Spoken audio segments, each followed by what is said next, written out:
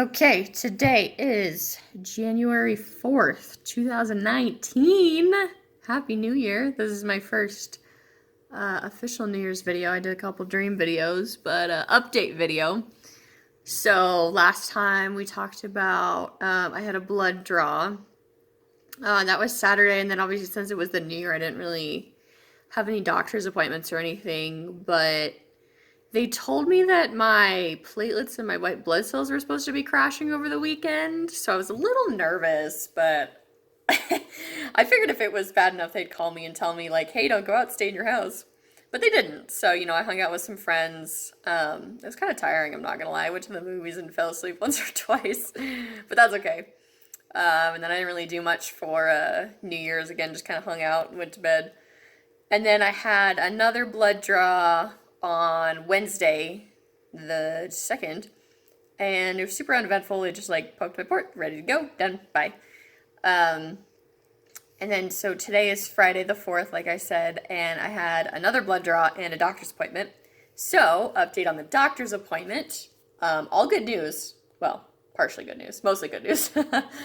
I went in and, the doctor was like, the oncologist, he said that my platelets were great, they were rock solid, and then he said my white blood cells were actually high, so he's not sure if that's because I'm fantastic, which, let's be honest, probably that. But they also gave me a white blood cell booster last Friday, so he says probably a little bit of both, but honestly keep doing what I'm doing because I'm young and healthy, and again, all of my numbers are perfect, and I'm super healthy other than the cancer, so... I asked about, what did I ask about? Oh, the house arrest. I don't think I really mentioned it a ton in the last couple videos, but they were talking that most patients end up going on house arrest, most like chemo patients. They end up going on house arrest because the chemo kills off your white blood cells, which is what kills bacteria. So basically, any bacteria that's outside that normally, like, your body just fights off, you can't because you don't have, like, any white blood cells.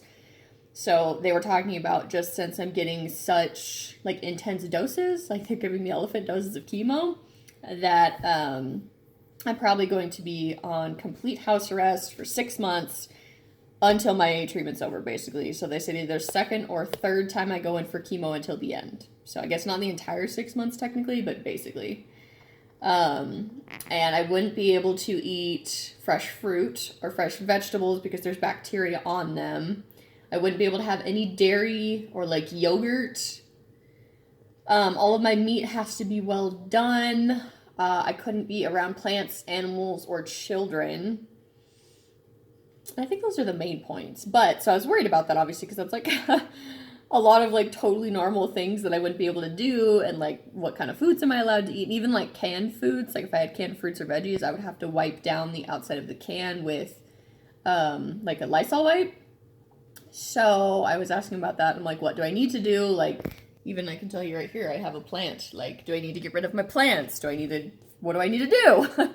And he's like, honestly, just because you're so young and healthy and your numbers have been super good up to this point, that you probably won't have to be on, like, complete house arrest. And I was like, oh, thank God, I was going to lose my mind. But he was saying that if I do go outside, I still have to wear a mask, like a surgical mask, and gloves probably. Don't be around sick people. Don't touch things you're not supposed to. Don't go into big crowds. But he's like, you can go outside. And then he was telling me that the whole fruit thing, that it's more, like, the nutrition that you get from fresh fruit is more beneficial than the bacteria would be detrimental, if that makes sense. So it's like an even trade-off. So I'm still probably going to do half fresh fruit, half frozen fruit, just because, again, like, I don't know, this is all scary and I don't want to test fate. Like, let's not just try it just to try it. If I do have, like, salads and stuff, he said it can be fresh as long as it's, like, washed very well. My meat still has to be well done, but basically he said it's not going to be as intense as it sounded, so that's a bonus. I asked him about medical marijuana, because I was thinking I could get a medical marijuana card, because, hello, cancer. But unfortunately, he said, because I'm doing so well right now, not yet, but in the future if I need it, because, like, nausea, I haven't really had an appetite, so he said it would be helpful for my appetite, and I was like, it's called the munchies, dude, but okay. That sounded very professional. Um, and then he said, like, for pain and sleep and all that, so it could be something we could visit in the future. So, not completely a no, but honestly, how cool would it be just to have a medical marijuana card? Like, awesome! And then he asked about my port, which again is in my leg, and he was saying he asked if it was like uncomfortable, if it hurt me, or was like in the way or anything, and I was like, yeah, no, it's like whatever, like, So, he said probably after this second round of chemo, which will be next week, we're gonna do another CT scan. I gotta yawn. I'm always tired. But he said after my second round of chemo, we're gonna do another CT scan just to see like how all my blood clots and stuff are doing that are in my chest and my neck. And then he said we might be able to move the port, but honestly, I was sitting there and I was like, my body's already gonna be going through enough as it is. I don't want to have to like go back into surgery to take the one out in my leg to put one in my chest to like. Now one of my legs gonna have to heal. The one of my chest is gonna have to heal. The one of my leg already took long enough to heal and be done bruising. Like I showed you guys the pictures. My leg is still bruised. Like it's almost not bruised, but it's been 8 days, 9 days, and I still have a bruise. So like, it's still not even completely like closed up. It's still like scabby and pink and weird, and I just kind of freaks me out. Like I'm worried it's gonna open and all my insides are gonna fall out. So that's awesome. So I'm kind of like reluctant. Obviously, if it's even an option, I'll talk about it. Like, do I need to? Because this is fine. And honestly, if we're going to talk about the cost for a minute, I'm pretty sure that's really fucking expensive. And so let's not waste one just to throw another one in there. And let's just not be wasteful. Like, this one's fine. So honestly, I'm probably just going to keep the one in my leg, even though, chest ones are more common, but whatever. It's already in. Like, let's just leave it in. And then we talked about... What did we talk about? Oh, my bruising, because I'm on blood thinners. So he asked if, I was lightheaded, if I had bloody noses, when I brushed my teeth, if I had blood in my gums, if I bruised easy, all that stuff. So I've only had one bloody nose. I haven't really noticed any more blood in my spit, I guess, when you brush your teeth. Like, nothing crazy, nothing concerning. I have been bruising extremely easy, but what, okay, like you bruise, whatever. I haven't been in any pain. I haven't been nauseous. Again, my numbers were great, so my body's doing just fine.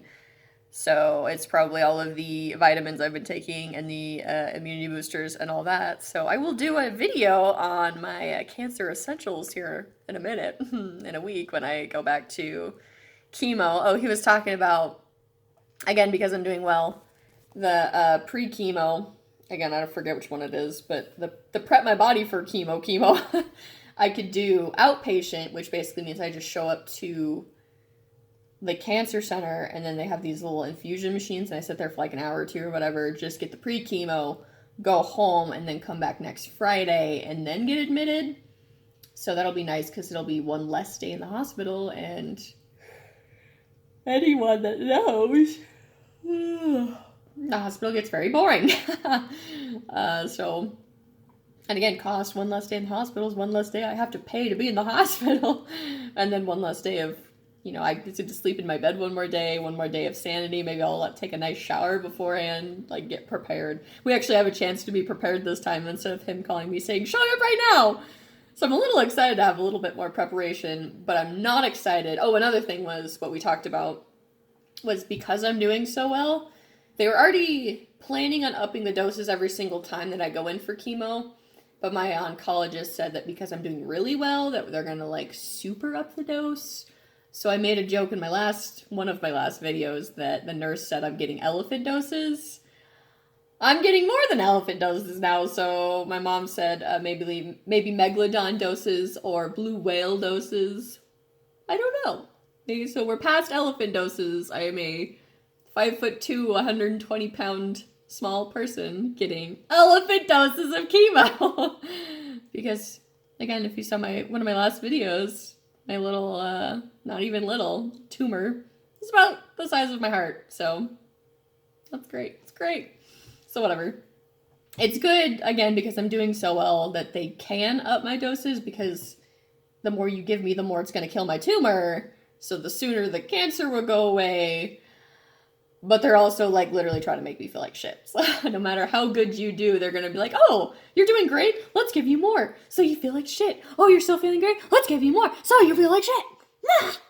So they're basically just dangling me off a cliff as best as they can. And I'm either going to die of the chemo or die of the cancer. Or because the cancer slayer and not die from any of it, and it's gonna be like 80 years and I'm gonna like fall down the stairs and break my neck or something stupid. It's not gonna be because of cancer. It's gonna be super uneventful, and that's it. But we're not gonna talk about me dying, so don't bring it up. But anyways, so my doctor's appointment was good today. I got so my oncologist, I don't know if I mentioned, he's a very like straight and narrow kind of guy, and I obviously have a fantastic sense of humor and personality. And again, I'm young, so I'm definitely not his typical patient. He's used to very sad old people that are ready to die, I think. And obviously cancer is a very serious topic. So the first time, my very first day I met him, he was like, you have cancer, blah, blah, blah, blah, you're gonna die. Me. Like super bland. And of course I was making jokes and like, oh, this is scary, and I'm just gonna sit here and make jokes because I don't really know what to do. And he was like, do you understand the gravity of the situation? And I was like, I do. I'm just trying to like lighten up, dude. Like, damn, it's already bad enough. Don't make it worse by having a sour attitude about it. And then when I was in the hospital, I got him to smile and chuckle. And then, because he visited me every single day except on the weekends. So it was the Wednesday, Thursday, Friday, and then Monday, Tuesday he visited me. And I got him to smile every single time, and I got him to chuckle almost every single time. And I think Christmas Day when I was leaving, I got him to chuckle twice, like a, huh. And that was it. And I was like, oh, I'm getting through to him. He's getting there. And then today, he smiled probably half of my appointment. He chuckled like 3 times, and he almost laughed. So he's definitely warming up to me, and I'm definitely going to get him to smile by the end of this, and I'm going to be the best patient he's ever had, and I can picture it in the future when I go for like every single appointment that I have to have from here on out, because I'm never going to not be at the doctor now, and I have to have multiple yearly updates, like multiple times a year. I'm gonna go to him, and it's gonna be great. And he's like, you know what, Cass? You had such a great attitude during all of this. It really changed my attitude, and you really changed me as a person. I'm gonna sit there and I'm like, you know what, Doctor Clover, you're kind of awesome, and I really like you, and I'm really glad you finally got my personality, because I was really worried that you were gonna be a sourpuss the whole time, and I just really can't handle that because I have enough people in my life that to make feel better. So I'm really glad that you're already feeling better, and I don't have to deal with it. So. And it will be awesome, and it'll probably have some like kind of like cool high five like hand jive that we're gonna do. So that's my goal. Baby steps. Like I said, this is actually only my second official doctor's appointment with Dr. Clover, but I've already had him like 57,000 bajillion scans, and I've already had chemo one whole time, and I'm going into chemo again next week, and it's been a lot of other things other than doctor's appointments. So it will be great. Things were great, and I'm feeling great. So. Cheers to that. We will see how I do this next chemo round, since they're trying to kill me. So, yay for the hospital system.